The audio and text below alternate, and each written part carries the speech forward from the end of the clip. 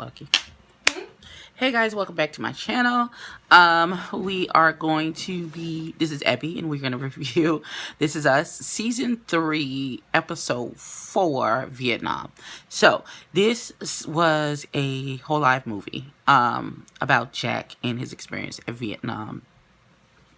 It was intense, and it raised a lot of questions. It also answered well, I don't know if it's very important, but it was a question that I had, and that was, where did Jack get the technique to just breathe? But let's get into it. So, we start in Jake. His name is not Jake. Jack is in Vietnam. And he is with his platoon, and they are canvassing. I don't know the proper terms of what they were doing. They were on walking clicks, and I don't know. I'm not even gonna. Okay, so they're walking, and they are stepping lightly because they are trying to avoid landmines. Jack is having a conversation with one of his platoon, and they are stating that they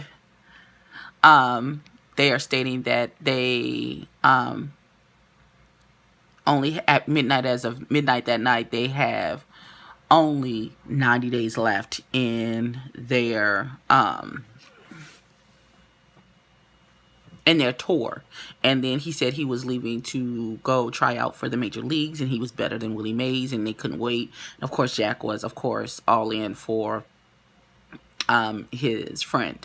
So they come upon a landmine, and they detonate it, and so they sit there and wait. I have ADHD, so y'all gonna have to forgive me because there's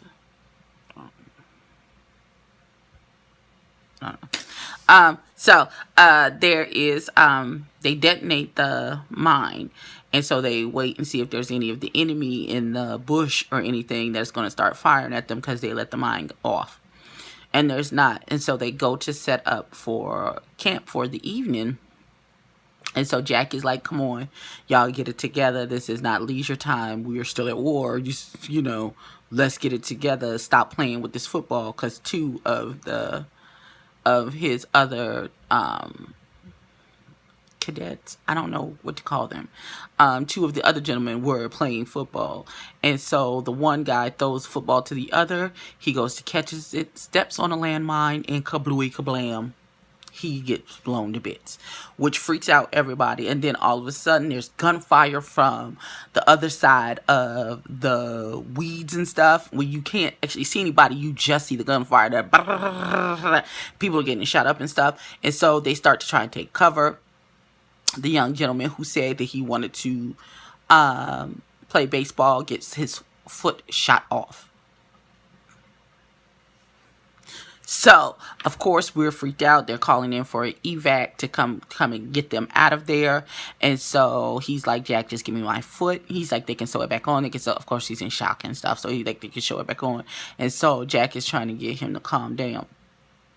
And so as the gun battle is over, and they're waiting for transport to come and pick them up and get them out of there, he has this conversation with the gentleman who lost his foot.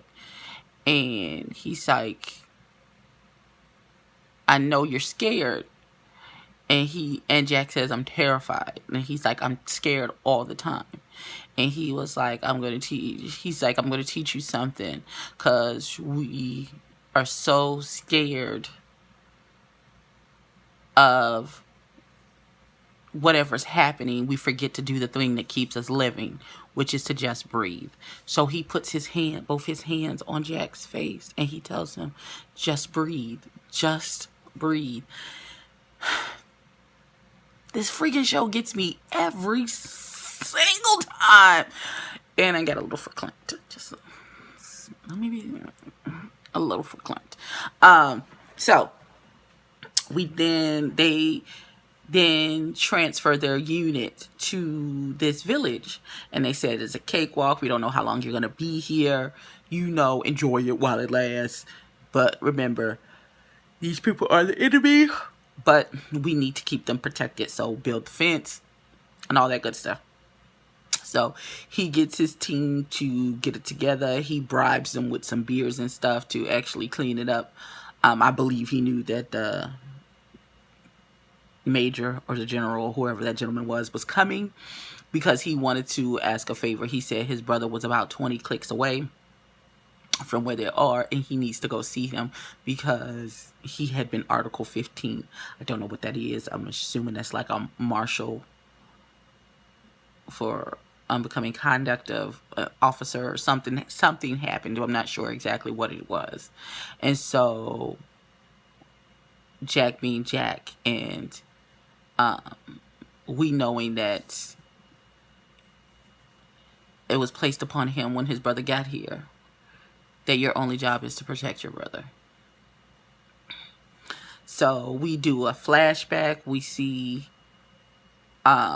when Nikki was born on October 18th, which is the reason why it was the reason why he was drafted, because of the way his birthday, the way the system was set up.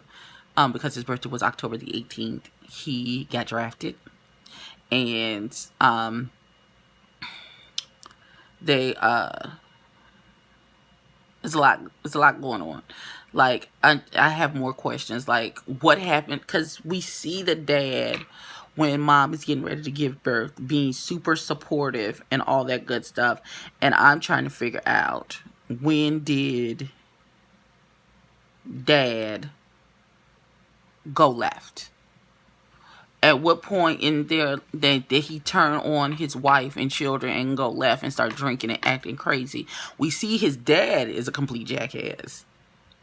But your dad being a complete jackass to you, I want to know how and he was clearly not like his daddy. How did Jack's dad morph into a version of his own father? What happened to flip the switch in him? Was it the death of Nikki? I don't understand what happened to cause dad, because it couldn't have been the death of Nikki, because his dad was at the beginning stages being a jackass before they left. Them kids was like 7, 8 years old. So something in between when Nikki was born to where these kids was like 4, 5, 6, something happened to dad where a flip was switched. Something happened to the dad, and I don't know what happened, but something happened to make him the way he was, because he wasn't like that before. And I would really hope they come back and tell us what happened with the dad to switch him like that, to turn him into his dad. And I believe with all my might that Shaq, with his drinking and trying to stop, was to prevent him from turning into his dad as well.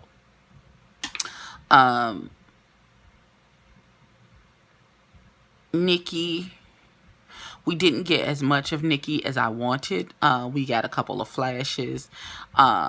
When they found out that Nikki was being drafted, him and Jack was taking him to Canada, so he could. You're not going. It's my job to protect you. But Nikki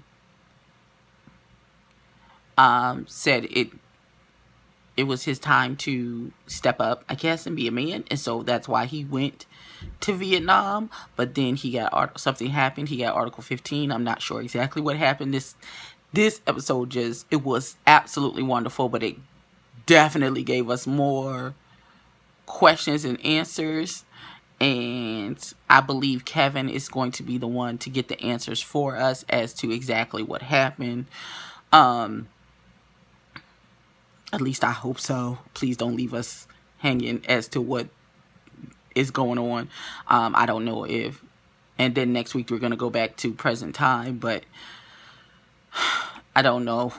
This episode was really a standalone episode just about Jack and nobody else and his time in Vietnam, and it really wasn't enough time.